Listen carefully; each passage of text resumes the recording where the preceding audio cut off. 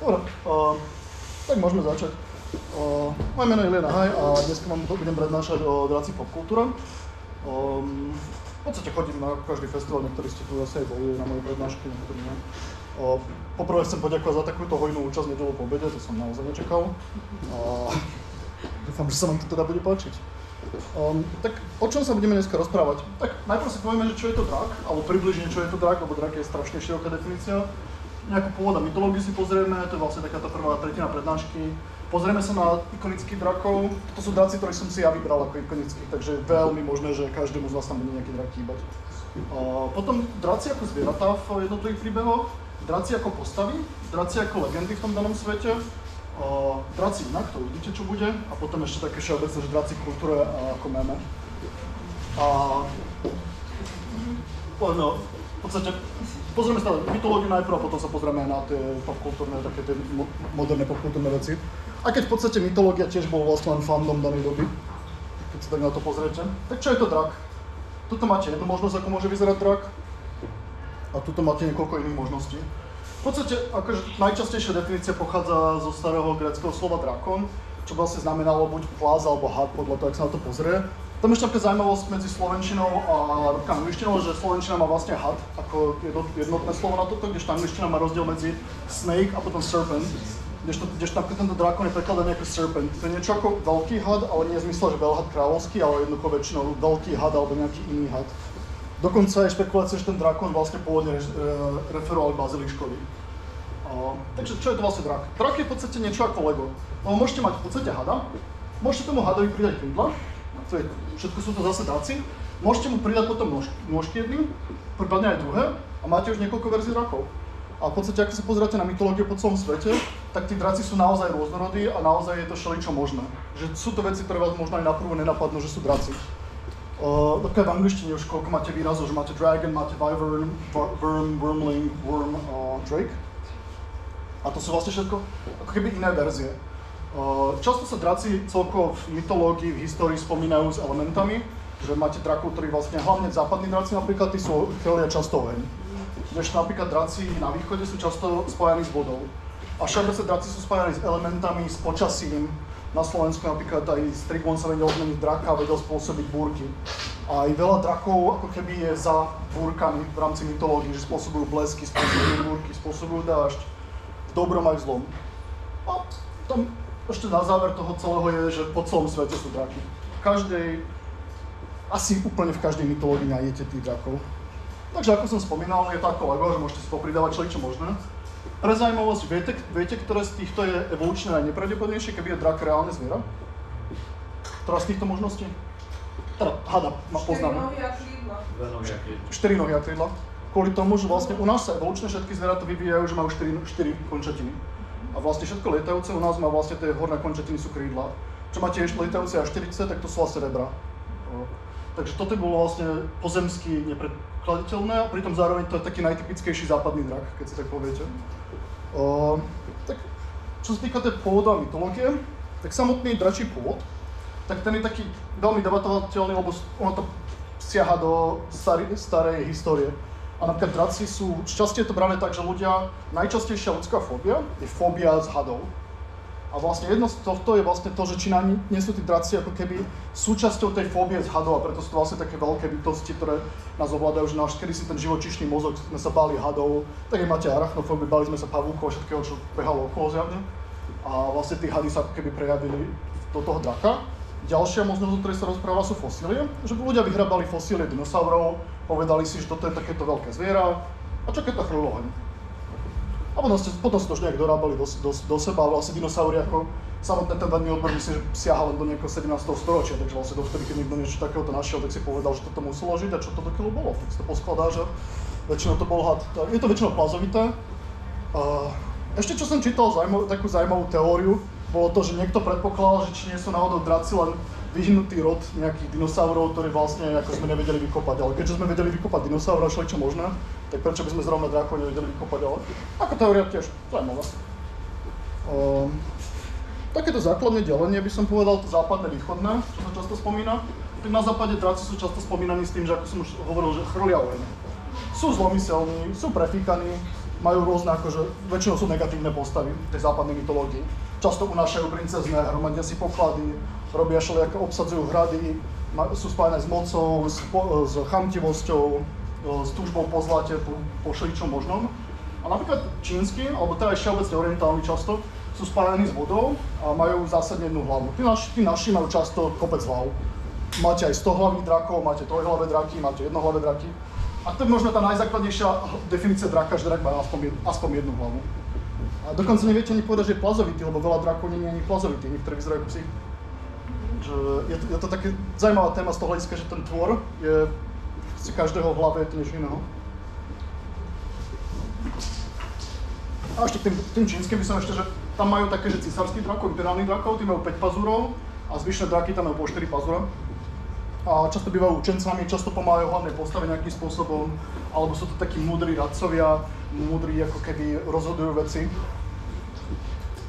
Dobre, takže mytológia. Vybral som viacero príkladov z rôznych mytológií, aby som teda ilustroval to, že ako tí draci fungovali v jednotlivých mytológiách. Toto je kniha kráľov.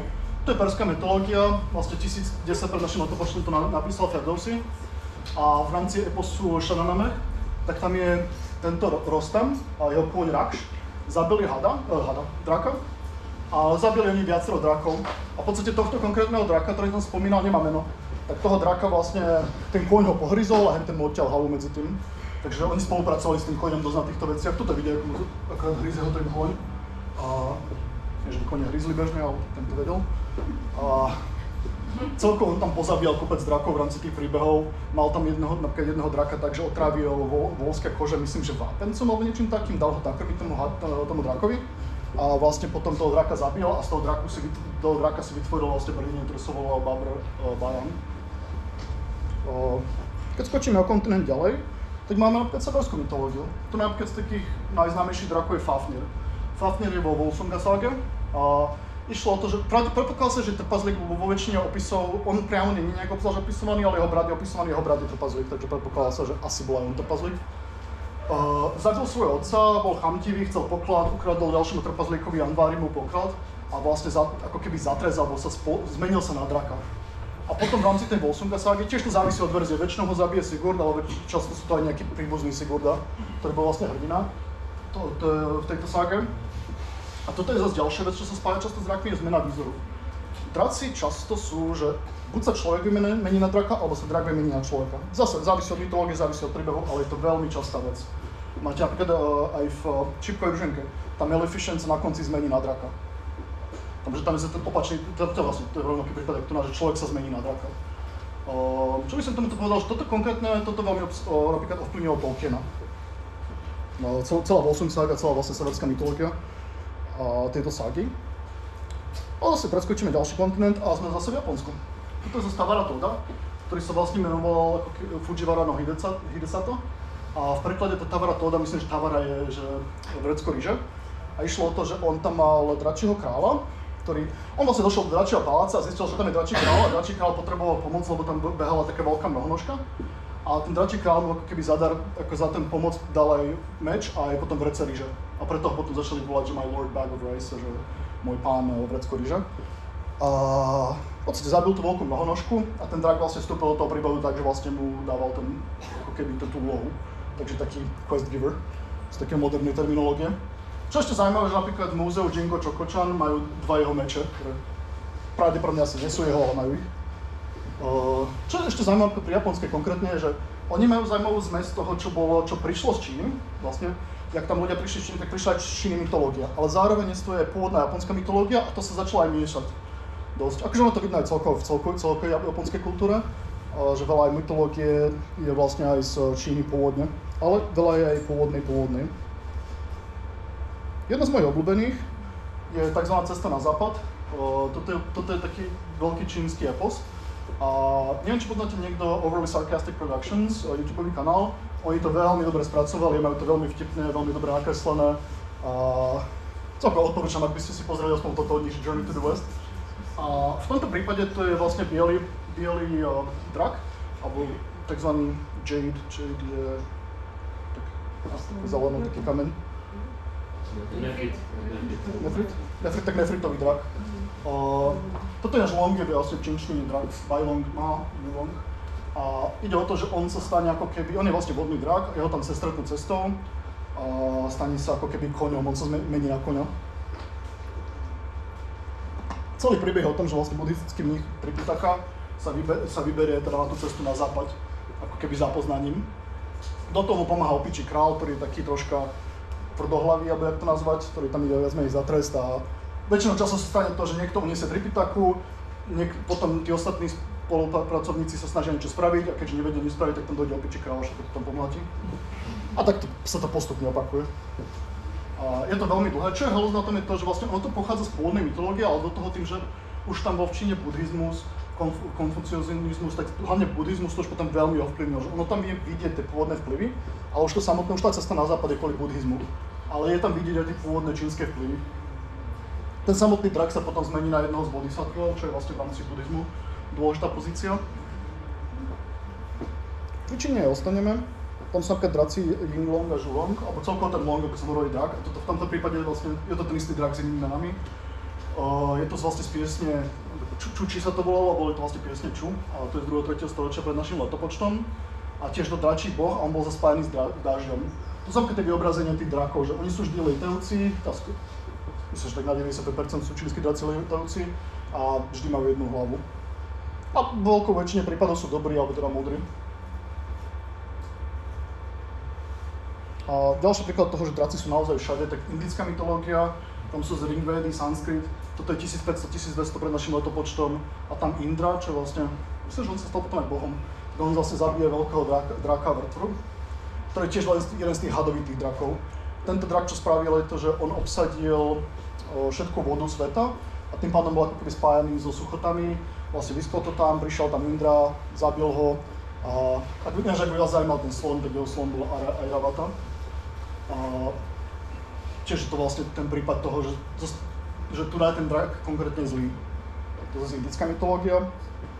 Čo možno všetci poznáte, grécka mytológia. Tam je niekoľko drakov, je ich v podstate viac, ako som ja popísal, ale také najznámejšie možno sú Ládon, ktorý stráži zlaté jablká v záhrade Hesperidiek a ktorého potom vlastne Herakles je poslaný ho zabiť a ukryť si tie jablká. Sú dokonca niekoľko verzií toho istého mýtu. Jeden mýtus je to, čo vlastne asi väčšina pozná, že Herakles vlastne ho zabije a zobrí tie zjaté jablká v rámci toho svojho príbehu. Je ďalší mýtus, kde vlastne Herakles pošle Atlasa, aby to spravil a medzi tým on drží zemegulu, kým Atlas to vybaví za ňo. Potom ďalší známy, v podstate drak, lomeno obor, lomeno všeličo možno je Tyfon. On je vlastne otec aj tohto Ladona, aj potom Hydry.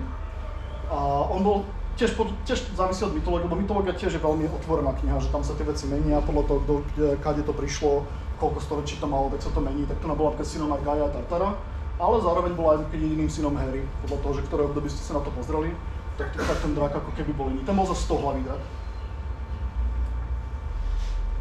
A potom taká najznámejšia Lérnská hydra, ktorá žila v jazere Lérna. A to bolo vlastne dcéra toho Tyfona a Echidny. Ešte sa zaujímavosti, akože ježora sa po anglicky povie Echidna, čo je také celkom halus. A to nám bol dokonca Herakles Iolaosom, takže revival z televízie. V rámci ďalších hadov by som to ešte spomenul Quetzalcoatla. To je tiež vlastne dosť známy had, je to operený had.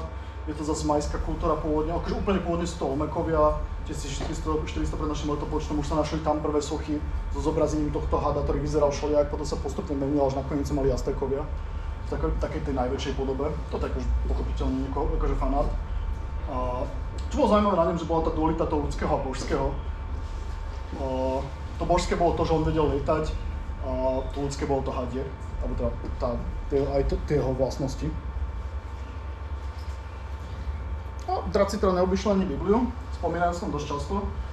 Často je vlastne ako najväčší drak, je tam braný Satan a Lucifer, takže tomuto sa referuje ako k veľkému drakovi. Ako tomu najväčšiemu, neviem, zradcu, čo je to tam písané. Ale dosť často aj čerti alebo démoni sú braní ako draci. Je to takže pochopiteľne je to symbolické, ale to platí vo veľa týchto ostatných prípadoch. Už predsa len sú to mýty. A tak keď niečo spojené možno s Bratislavou, je svätý Juraj drak, ktorý máme vlastne fontánu v Bratislave. A to bol Juraj z Lidy. Niekedy sa hovorilo, že z Kapadócie, niekedy z Gruzínska. Bol to buď rímsky vojak alebo rolník, a v Líbii zabíjal draka, ktorý tam otravoval miestnych. Ešte mám zo pár takýchto príkladov. Napríklad jeden z tých najznámejších tiež Beowulfovi. A keďže Beowulf prvá časť sa venuje Grendelovi a Mame, ktorý potom, keď vlastne Beowulf ich konečne porazí, tak potom sa vracia z Heorotu a ide do Viglafu. A vo Viglafe vlastne tam žije drak. A čo sa stane, že miestnym ukradnú jeho nejaký ozdobný zlatý pohár. Tak drak sa nahnevá, všetko to tam vypáli, začne to tam zabíjať. Tak Beowulf sa spojí aj s... Počkaj, vlastne Viglaf je ten král.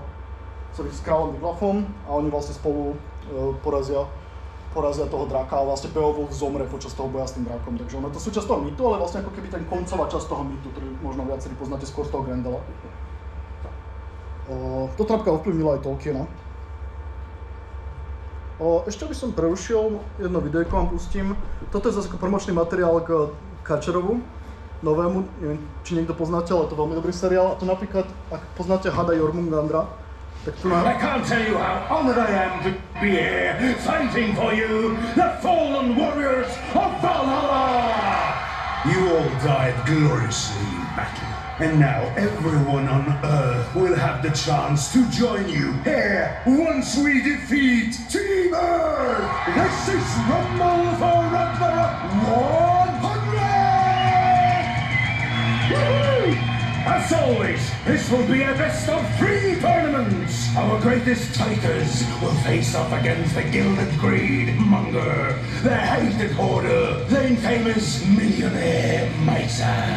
Wait, who's he talking about? Wish me luck, laddies! All right, yeah, look at that! The miser is collecting back taxes! Guys, I'm starting to think that Scrooge isn't the good guy here. Yeah, Jormungandr is the babyface people's champ that everyone loves. Scrooge is playing the role of the villainous heel. I watch a lot of wrestling while I fly. Wait, what? Toto je zaujímavé, ako poňať ten mýtus, že vlastne oni to poňali tak, že je vlastne súboj medzi Zemou a tými bohmi o to, že kto vládne. V tomto prípade je to wrestlingový zápas a je to tam vlastne, tento triskáč vysvetľuje. A ide o to, že vlastne Jormungandr tam hrá toho dobrého ako v rámci toho zápasu a Držgil je vlastne ten zlý. No celkovo v Karčerovi všeobecne v starom aj novom je veľa odkazov na všelijaké mýty, že aj napríklad to, čo je orientálna lampa, to mali samostatný film a tak ďalej akože. Ale celkovo mám rád ten seriál, preto som to aj pustil. Takže odporúčam kedykoľvek si pozrieť. Napríklad slovenské povesti tiež spomínajú drakov, napríklad slovenské a české, že princ Bajeja vlastne, čo boli v rozprávke Boží Nemcovej, tak on tam bojoval so 7 hlavným drakom. Potom, akože kopec vecí sa volá po drakoch, pochopiteľne, máte dračí hrádok, dračiu studňu, Šarkaň. Čo som našiel až taký mýtus, bol drak Demian z Chopku, ale neviem, to keď som si čítal, nie som si stále istý, či to není len nejaký mýtus, ktorý vymyslel Tatry Mountain Wizards. Či niekto pozná ten mýtus ešte predtým, alebo nie, alebo vyznelo mi to tak, že toto je, že postavili sme si tu niečo a teraz akože drak. Čo to bolo? Drak Demian na Chopku, niečo tam v Demenovskej doline strážil. Nie, lebo ja viem, že proste, že v Trnave alebo v Trenčine proste bol historický záznam, nejak 1600, že proste prišiel drak, zadúcal nám starý kostol, 3 dní tam bol a potom umrel. A to reálne si dá nájsť tie proste kronike a nikto nevie, že čo to mysleli, hej? Prečo? Hej, lebo do kroniky si nepíšeš ten čas nejakú svoju fanfikciu, ale niečo, čo veríš, že sa naozaj stalo, hej? A že ste na to pozerajú, že netušíš, hej? Len tým, že tí draci sa spájajú odkaz s tým počasím a potom to kľudne mohla byť aj len búrka a potom to niekto prerobil obrazne, alebo tam niečo našli mŕtvého. Možno, ale proste tam išlo, že o nej veľmi explicitne áno, že kronika. Že tam bol ten drak a že proste 3 dní tam chodil a potom umrel a proste takéto veci. A strašne to v Tatrách je tiež veľa takýchto povestí. Áno, však tam bolo, hej, že veľa aj búrky. Tam je aj Smokovec, áno, je Smok. Presne. A tuším, že ten Slavkovský štít, jak je, tak neviem, kedy tuším, malo byť zemetrasenie a že to spôsobilo, znížil ten vrchol a tiež to pripisujú drakovi. Takže... Drak sa dal využiť na šličo. Napríklad s tou kronikou zaujímavý presun je toto 17. storočie. John Trumbull napísal ako keby takú malú esej vtipnú o tom, ako drak tam otravoval v Anglicku ľudí. A prišiel, začali tam jesť a v Sussexe, napadol v Sussexe 1614 a za sebou nechával ako keby takú, v podstate slimak, keď ide, tak nejakú takú mazlavú stopu. A toto sa akože odohrávalo v Stuartovskej ére. A Ale teda, aby som ukončil túto mytologickú časť, tak ešte vlastne v rôznej kultúre, zase, ako som spomínal, draky, nejaká verzia hada draka je všade. Máte Brazíliu, tam sú bojatas, to sú takéto ohnivé draky, hady. Máte v Austrálii dúhový had, ktorý vlastne ako keby je základom celého sveta, celej tej mytológie alebo kozmológie Austrálie. Sú rôzne verzie toho dúhového hada kmeň od kmeňa. V západnej Afrike je tiež dúhový had, ten za zimy. Na Havaji je nevysloviteľné pre mňa jaštericia bohyňa. V Severnej Amerike Lakotovia mali hada, na Sibíri bol Erenkiel, to bol zase jakutský had, to Jormungandra, ktorého som práve spomínal. Ale keď sa pozrieme hlbšie do histórie, máte napríklad v egyptskej mytológii Apopis je veľký had, ktorý bojoval často s bohom slnka. Potom máte Uroborusa, ktorý bol spomenutý napríklad v Walking seriáli teraz na konci, to je vlastne had, ktorý si požiera vlastný chvost. Máte v Biblii, máte Leviatana. A Chetiti mali Iliuenku. A to je zaujímavý drak v tom, že vlastne je to možno prvý drak, kde je spomínané vlastne, že ten drak žil v jaskyni a bolo treba zabiť v tej jaskyni. Že to bol možno prvý prípad toho, že keď ten drak sa akože takto zjavil. Takže aby sme si to zhrnuli, že akí bývajú títo draci, tak ako antagonisti bývajú hlavným nepriateľom, sú stiví, ako dobré postavy zase pomáhajú hlavným hrdinom. Ako zvieratá sú zase hrozne nebezpečné, sú to často alfa-predátory toho daného sveta, že tí draci sú ako keby najnebezpečnejšia vec, čo tam behá po tom svete. Často je to prezentovaná ako atomová bomba v podstate, keď si zoberiete Game of Thrones, tak tie draky sú atomové bomby v rámci toho sveta, že s tým zlikvidovali akýkoľvek odpor. Často to bývajú napríklad zase tej orientálnej, bývajú to múdri radcovia, alebo sa často len využívajú ako lietajúci poľ. To tiež býva často, že máte draka v príbehu, ale v podstate jeho jediný účel vás prepravovať čelikoľvek. A toto som ešte pripravil také všelijaké verzie toho, ako môže vyzerať drak.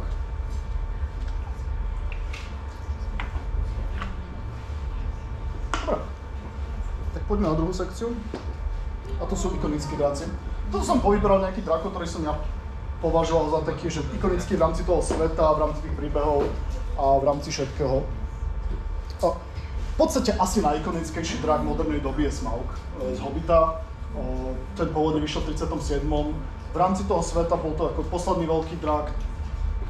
V podstate predpokladám, že každý z vás už buď videl Hobbita, čítal Hobbita, alebo nejak prešiel okolo Hobbita. V tej modernej verzii ho veľmi dobre zahral Benedict Cumberbatch. Tam aj, keď si pozriete na YouTube videá o tom, ako to robil, veľmi zaujímavé, veľmi dobre to robil. Tam len škoda s tým filmom je to, že natiahnuť malú knižku na 3 filmy je veľmi zimný nápad.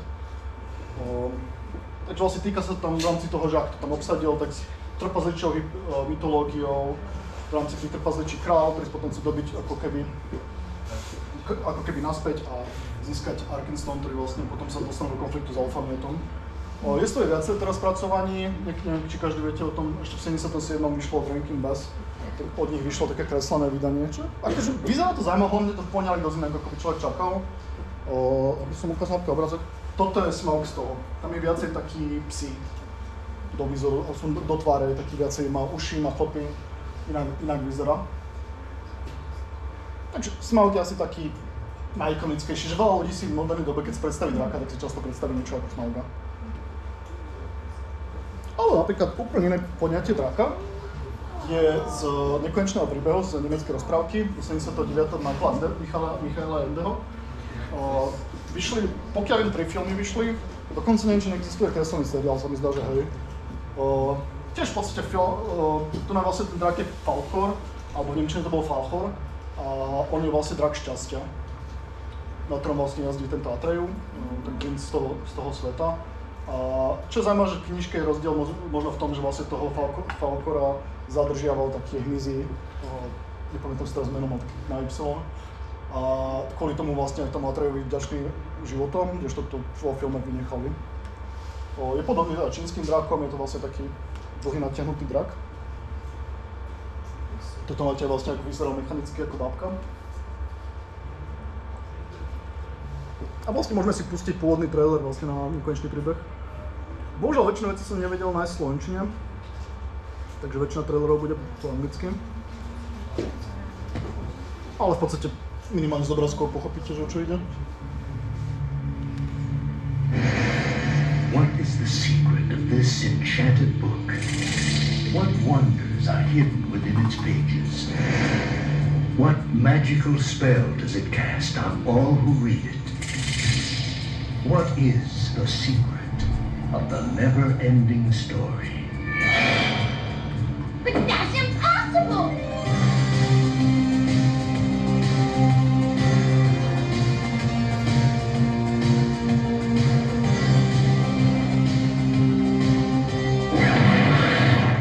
Enter a world where a young boy's imagination becomes a vivid reality. The world of Atreyu and Artax, the Rockbiter, and the good and kind gnome. A world that is vast and eternal, treacherous and dazzling, unforgettable and free. For anyone who's ever made a wish, believed in a fantasy, or had a dream, this is the never-ending story.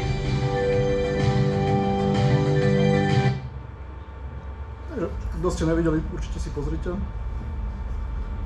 Veľmi dobre spravené efekty, ako... Je sa na to, že teraz majú, jak sú veľké rozpočty a CGI, že kopeckrát tieto staršie filmy majú lepšie vyzerajúce efekty. Aby som ešte spomenul jedného Tolkienovského draka, a to je Glaurung, ktorý je z legendárny zo Silmarillionu, z Hurinových detí a tak ďalej, takže z toho možno nie hlavného Tolkienovského, že každý pozná Pána prstenov, každý pozná Hobita, ale z tých vedľajších.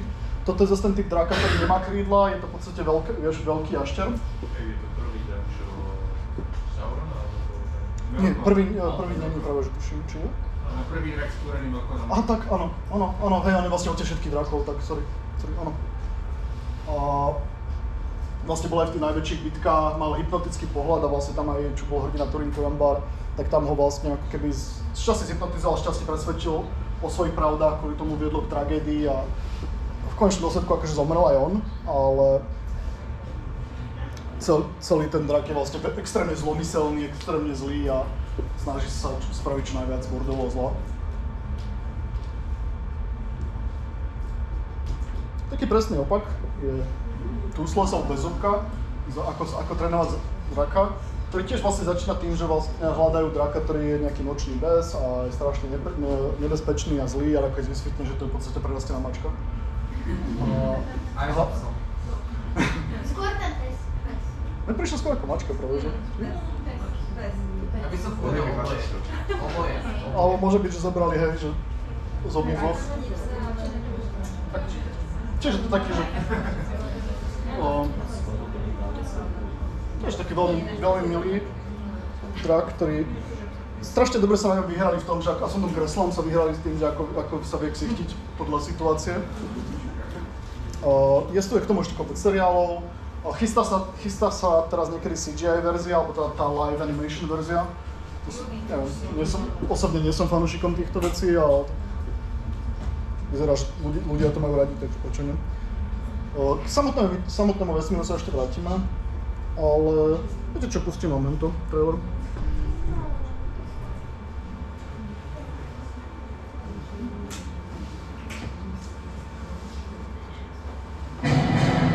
Welcome to Dragon Training.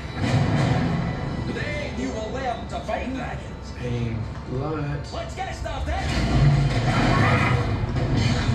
You should come by sometime to work out. You look like you work out. I guess it's just you and me, huh? Nope, just you. Focus, Hiccup. Can I transfer to the class with the cool Vikings? Whoa. Has anyone ever tried to train a dragon? No one's ever lived to tell the tale. It's okay. I'm not gonna hurt you.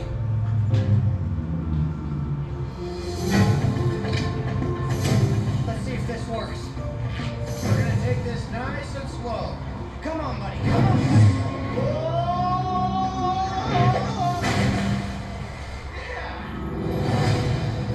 Get down! It's okay. You just scared him. I scared him? Everything we know about them is wrong. Let me show you. Either we finish them, or they'll finish us. We don't have to fight them. Go, baby! No matter how this ends, it ends today. What are you gonna do?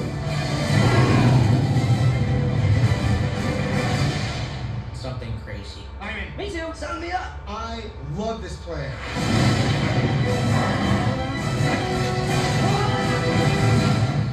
Go.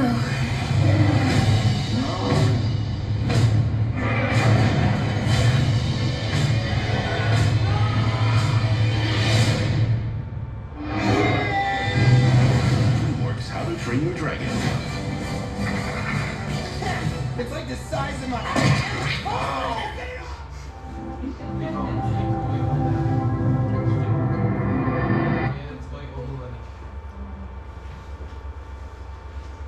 Toto je jeden z tých príkladov príbehov, keď vlastne najprv ľudia niečomu neveria, alebo si myslia, že to je zlé, aby potom vysvetlo, že nakoniec to prvé, že to nie je zlé a po druhém to vie aj pomôcť. Ďalší drak, ktorý má celkom halúzne pôvody podľa toho, že ktorý príbeh to je King Ghidorah z Godzilla, alebo z Godzilla franchise, alebo Gojira. Prvýkrát vyšiel v 64. v samostatnom filme Ghidorah. Pôvodne to bola ako podsta japonskému 8-hlavami drakovi Yamato no Orochi. Jeho pôvod býva rôzny podľa toho, že ktorý príbeh to zrovna je. Vie to byť mimozemský drak, vie to byť geneticky mutovaný drak, vie to byť len drak, vie to byť mechanický drak, ale aj Godzilla vie byť mechanická podľa toho, čo zrovna pozeráte.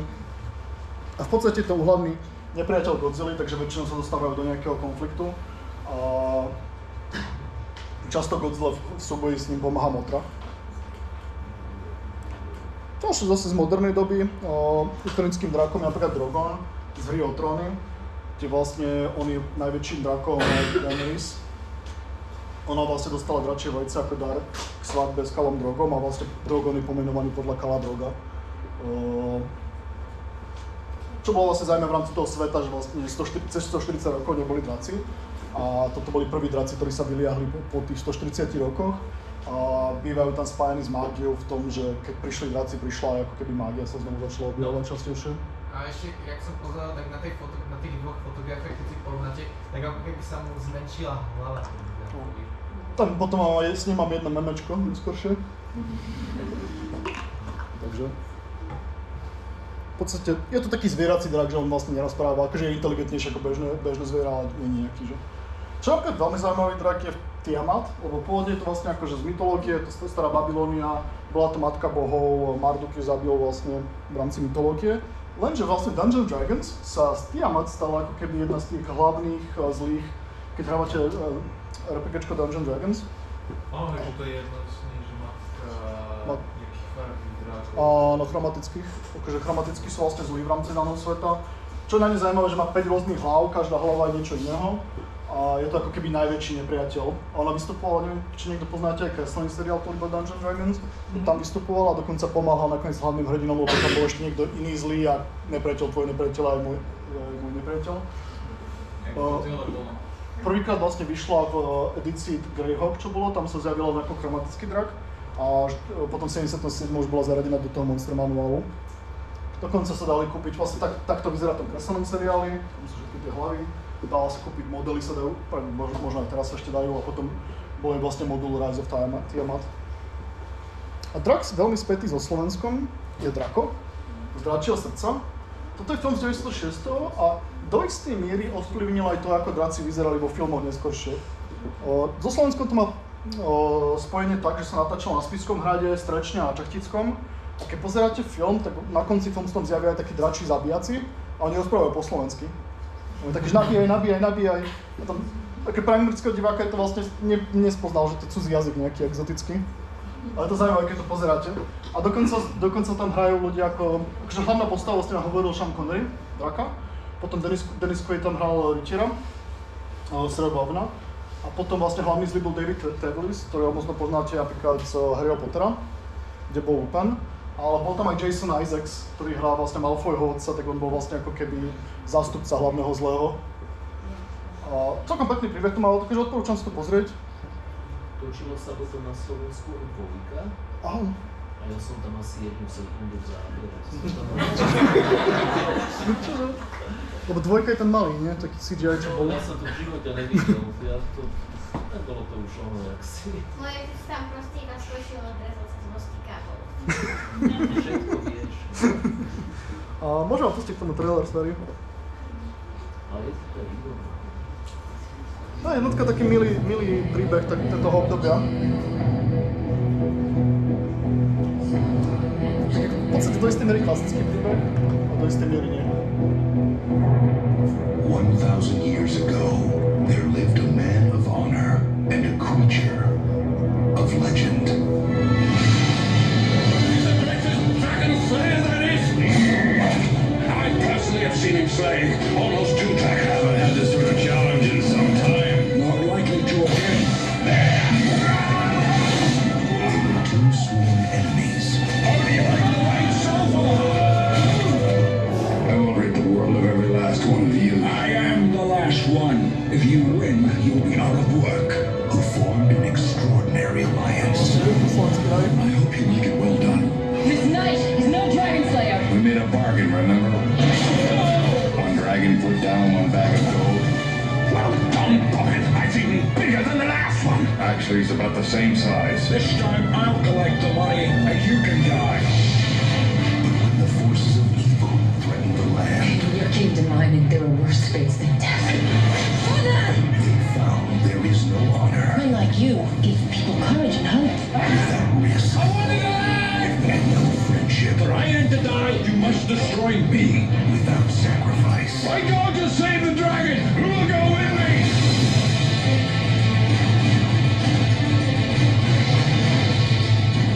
Universal Pictures presents a motion picture that will make you believe.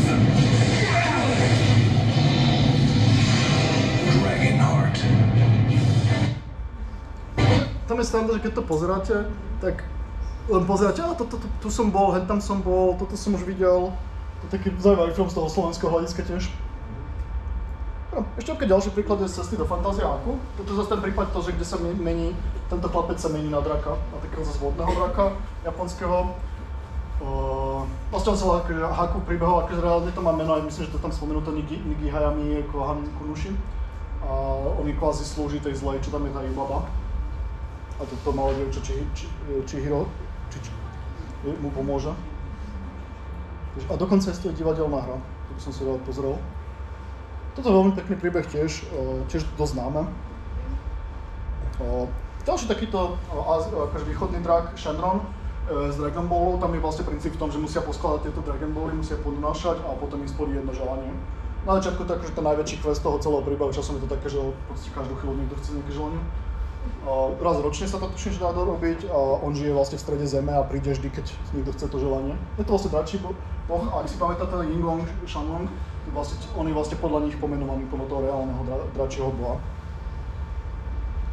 On celkovo aj anime využíva strašne veľa mytológie, nielen japonskej, ale aj európskej a rôznosvetovej. Ďalšia sekcia. Draci ako zvieratá. V angličtine je to vlastne Komodo Dragon, že drak komocký. U nás je to vlastne barán komocký, pokiaľ viem. Ale smeroval som to vlastne k tomu, že kde draci fungujú ako zvieratá v tom danom svete. Takže máte ten Game of Thrones, Fire and Blood. Tam som už na začiatku spomínal, že oni tam fungujú niečo na štýl atomové bomby, že ak vlastníte drakov, tak to máte nezničiteľný pôtoru drak, zlikviduje čokoľvek. Pôvodne pochádzali z krajiny Valyria, ktorá vlastne sa prepadla, vybuchla z sopky. A ušli tam len Targaryenovci a tí vlastne obsadili potom Westeros práve s pomocou tých zostávajúcich drakov. Sú inteligentní, ale zvierací. Ale v podstate som už spomínal už predtým.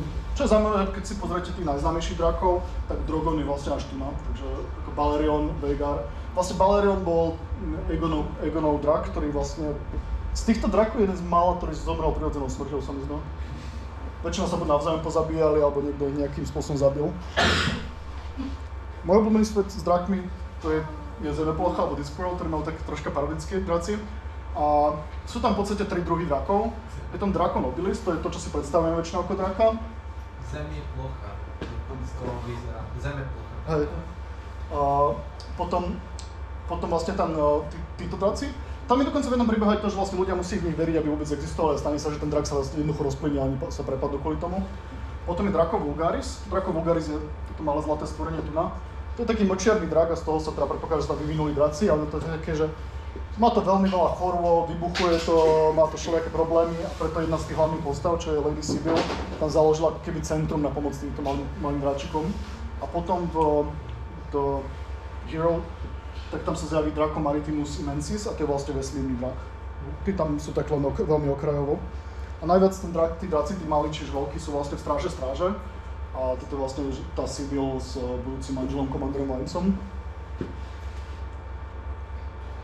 Celkovo Discworld, alebo Zebra plocha je tiež veľmi super v tom, že každá knižka je niekedy paródiu na niečo iného a je vidno, že Terry Pratchett naozaj toho mala čítaného veľa.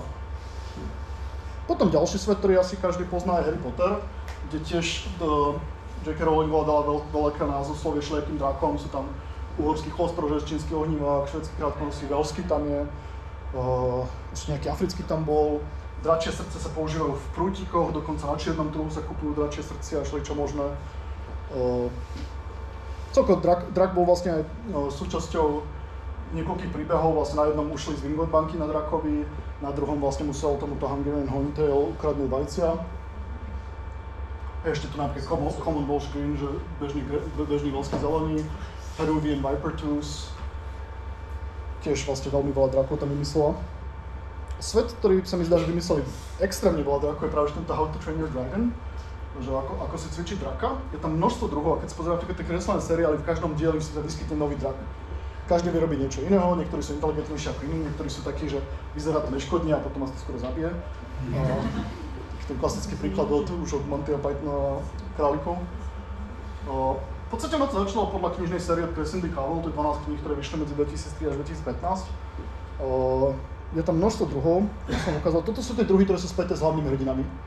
Že tie deti, tak toto sú ich draci. Lenže toto je malá ochutnávka, akí draci sú tam a toto je vlastne veľkosť tých ľudí proti tým drakom, ktoré ste mali možnosť vidieť aj v tom traileri. Tento tam nebol, lebo to je ešte ten väčší, čo bol v tom trojke tuším. Ďalšie, toto zase napríklad, mne sa toto veľmi páči, včera bola prednáška o Delicious Dungeon a veľmi dobrý spôsob, ako pristúpiť k fantasy jednoducho. Čo nájdete, to si uvarte. A v tomto prípade vlastne toto je dračí steak. Celé to vlastne Dungeon Crawler, kde ako skupina, brat vlastne hľadá svoju sestru, ktorá pri predchádzajúcom postupe v dungeone ako keby bola zabitá červeným drakom a chce ju znovu nájsť a ide so svojou partiou a v nejakom bode, že on vždy chcel variť a tak sa rozhodnú, že bude variť a v tomto prípade má teda toho draka, ale v podstate všetko možné tam varia. Tie recepty sú v podstate založené na reálnych receptoch, len tam používajú exotické zvieratá. Je to geniálne, akože, naozaj.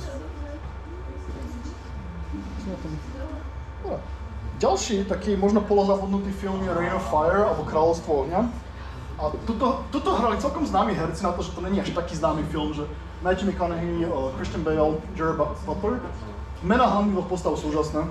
Ako Queen Abercrombie a Denton Van Zandt. V podstate ide o to, film ako taký je relatívne nelogický, ale ide o to, že vlastne prebudia drakov, tí ovládnu svet, väčšinu zničia, ľudia bývajú v takých malých miestach, títo konkrétne bývajú na hrade a z Ameriky tam príde armádna skupina, ktorá nejakým zázrakom doletela z Ameriky až do Anglicka počas tohto dračieho a vedia zabíjať drakov a potom sa teda vrhnú po tom hlavnom drakovi, ktorého treba zabiť, lebo zistia, že vlastne všetci draci sú ženskí a iba ten jeden mužský drak existuje a toho treba zabiť, aby vlastne sa nemohli rozmnožovať. Je to ale veľmi dobrý dizajn drakov to má a samozrejme tí herci to tiež dosť zachraňujú, lebo akože má to svoje logické diery, ale je to dobre spravené. Hej, oni tam tak super ako postavili, dokonca, že vraj sa nehal oslovať Denton Van Zandt na placi. A ešte z tejto skupiny by som ešte odporúčal, keď toto Drifting Dragon zaujímavé, to je anime aj na Netflixe. Je to v podstate ako keď boli staré veľrybárske lode, len to lieta a lovia drakov. Príbeh si už nepamätám, ale veľmi sa mi to páčilo vizuálne. Potom je napríklad Pete's Dragon, tam sú dve verzie, táto staršia a potom je taká modernejšia so CGI drakom. Ale napríklad ešte aj Pokémonoch sú draci, ktorí sú v podstate všetky Pokémony sú zvieratá. Dragon Slayer, alebo aj Valenky v ríši divov. Takže napríklad tuto máte ten Beast Dragon, tú staršiu verziu, tú novšiu verziu. Tá novšia verzia je na Disney Plus napríklad. A toto máte napríklad Dragon Slayera, Dragonite z Pokémonov, lebo Charizard je vlastne ohnívá jašterica nakoniec, čiže čo takého, aj keď vyzerá ako drak. A toto je Jabberwock z Valenky v ríši divov. Dobre. Draci ako postavia, asi troška zrýchlim. Takže dračí jazdci z Pernu. Neviem, či poznáte, ale to knižná séria, ktorá písala Anna McCafferty. Zomrela v 2011, už posledné knižky písal s ňou jej syn Todd McCafferty. A je to 24 románov. Je to veľmi zaujímavé z toho hlavného vo vesmíre. Sú na inej planéte, tí draci s nimi ľudia komunikujú telepaticky, sú vlastne vyvinutí geneticky z menších zvierat. A v podstate tých drakov samotných vychovali kvôli tomu, že tam je vlastne ako keby tvorovia, ktorí tam zabíjajú ľudia a v podstate s týmito drakmi ich vedia proti nim bojovať. Celé to má aj taký ako stredoveký feel, ale zároveň s modernými vecami. Toto máte vlastne obálky. A tak to nejak tam vyzerajú. Ďalšia, toto je na Netflixe, je Dragon Prince Mystery of Erebos. Doteraz to mal 7 sérií, ja si myslím, že to skončí v 7, ale keď v poslednom dieli spravili kopec vecí, ktoré vyzerá, že nechcú skončiť. Ale asi by už mohli. To som trošku videl. Ale že nebude 8 série. Nebude? Ale koniec spravili takým štýlom, že ja som myslel, že to... Akže hej, ale... Ja som bol tiež v tom, že 7 to ukončia, ale ten koniec je úplne taký, že potom zase otvoria 500 vecí. Bol veľmi otvorený koniec. Asi počakujem na to, ale je to škoda, lebo prišlo mi, že už by to bolo dobre uzavrieť, lebo už sa to vlečie troška. Ja, takže dnešne tam som nechápal, že ja mám teóriu, že Erebos chcel umrieť. Nie, to je jediný spôsob, prečo, lebo tam to bolo celé tak, že Erebos prišiel, vyvolal mŕtvych a jeden tomu, čo ho zobral, niečo mu nakázal, dobre, a to ho potom zabilo, a to ja si nechápem. Ako ten svet je zaujímavo robený, zase ako, je to zaujímavé, vlastne ten dračí princ vlastne tento tu, Osmondius. Ale no, už sa to potom ťahá a hlavne oni moc neinvestovali do animácie, tak je vidno hlavne tie postavy, čo sú v pozadí, sa kopecka nehýbu, tam sa, niekedy to vyzerá strašne divne. Potom je Eragon, to tiež každý asi pozná. Christopher Paolini, Odkaz dračích jazdcov, tam je vlastne dračica Zafira. V podstate asi poznáte, sú to vlastne tieto 4 knihy plus Murto. Je tam veľmi zlý film, v ktorom hralo veľa známych ľudí. A keď všetci sa tak tvária, ináč aj Paolini v podstate, keby to neexistovalo. Ale napríklad Jeremy Irons vie vybrať strašne zlé filmy, on je v Dungeons & Dragons, čo je ten prvý... Hej, on to strašne prehráva, ale akože v dobrom. Toto napríklad Dungeons & Dragons, to už som spomínal, to RPGčko, čo spravil Gary Gygax for Forgotten Realms. Boli tam 2 filmy, ktoré sa tiež v podstate nestali. A teraz ten nový Honor Among Thieves. A ten je vlastne, tam sa mi strašne páči drak Temberchod. Temberchod je vlastne akože geniálny nápad, neviem prečo to nikoho nenapadlo doteraz, že keď ten drak žije v jaskyni a furt niekoho je, tak ten drak bude troška tučnejší. A toto je tak, akože vyjedený drak. Tie filmy sú 3. Hej, však 3 boli dokonca? 3. Ale ktorý by sa mi páčili. Takže prvý je fajn relatívne, ale ten koniec je taký strašne ujetý, už keď tam, to CG je tam dosť pokulhova. A toto je vlastne ten Temberchod ešte. A vlastne drakov je tam milión, máte napríklad zlatých drakov, ktorí sú vlastne vždy dobrí a tak ďalej a tak ďalej. Tam, takisto ako napríklad tento Magic the Gathering, ten lore za tými drakmi je obrovský. Takže tiež kartová hra, tiež tam kopec drakov, tým, že to kartové, tak sú tam veľmi pekné kresby. Odporúčam Dragonlance, ktorý je zase svet, ktorý vyšiel z Dungeons & Dragons, ale vlastne išiel vlastným smerom, ktorý pôvodne robili Tracy a Laura Hickman a potom Tracy Hickman to robil s Margaret Weissovou. Odohráva sa to vo svete Kryn, tiež kopec knížiek, kopec vecí, dokonca neviem, či to sa dá, ale na Humble Bundle mali na predaj teraz veľmi veľa tých kníh. Potom však, toto je tiež dobrý príklad draka, že ako zmeniť to, že drak unáša niekoho na to, že vlastne drak je len sám. Tiež vlastne poveria toho Shreka, aby zabil draka, a keď vysvetlí, že dračica chudia je sama a zalobí sa do oslíka. A postupne tam pribúdajú teda ich deti. Tam strašne veľa to, že ako? Čo už, nejak. Láska si nejaký cest. Tak, Everything Finds a Way. Potom Spyro, to je vlastne počítačová hra, tam je ten hlavný hrdina, tento drak Spyro. Tiež séria, kde sa vyskytujú generácie, väčšinou ich Spyro zachránia nejakým spôsobom. K Tolkienovi som ešte chcel spomenúť, že tam je ten najväčší drak, ten Ankalagon čierny, mal Uruloky, čo boli ohniví draci a potom ľadoví draci. A ľadoví draci neznamenalo, že chrlili ľad, ale jednoducho nechrlili nič. A ešte on mal niekoľko pomenovaných drakov, čiže som spomenul Tidulu, potom ešte Ankalagona Skata.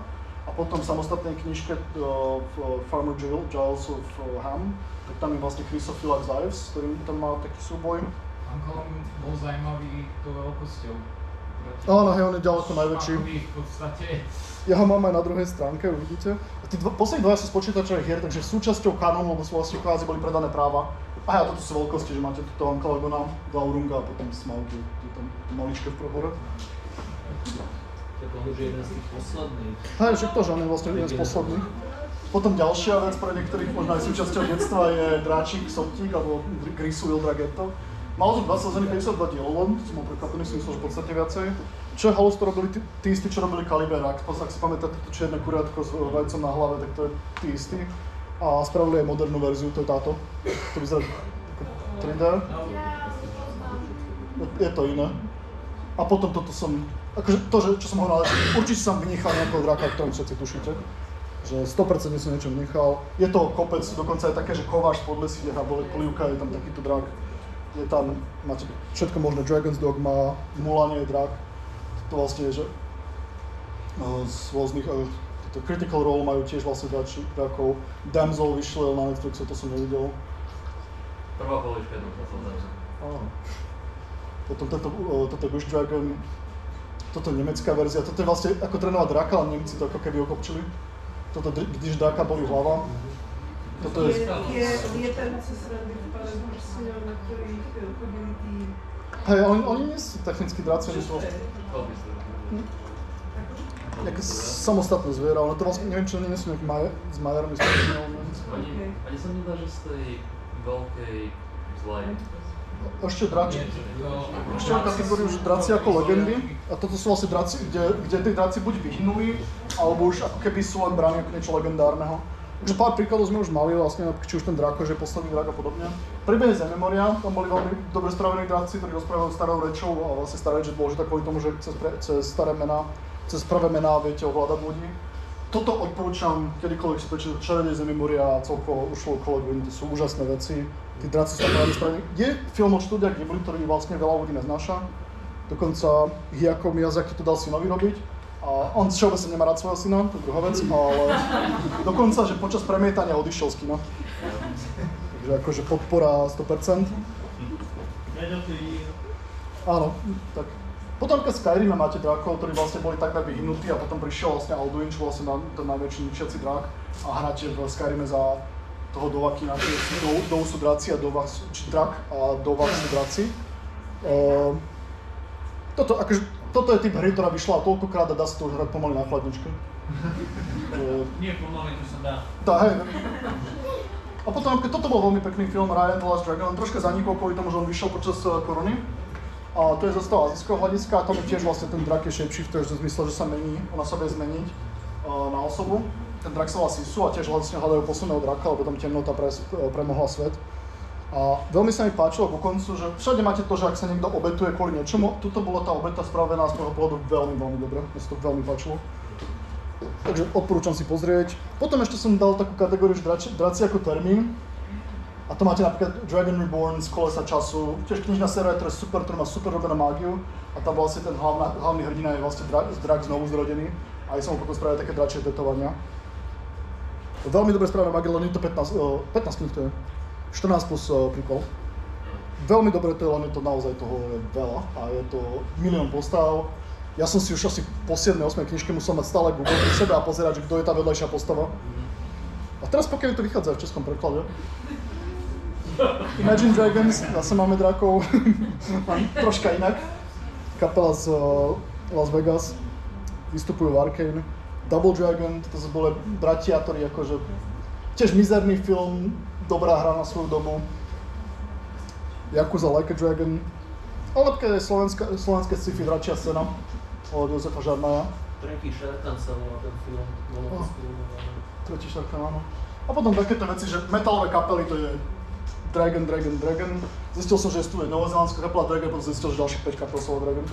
Potom tí kreatívnejší dajú tomu niečo, Dragon Force, Dragon Steel, ale všetko je Dragon, aby to vyznelo. Máte tam to airko, ktoré v metalových znie veľmi dobré a potom už tam pracujete.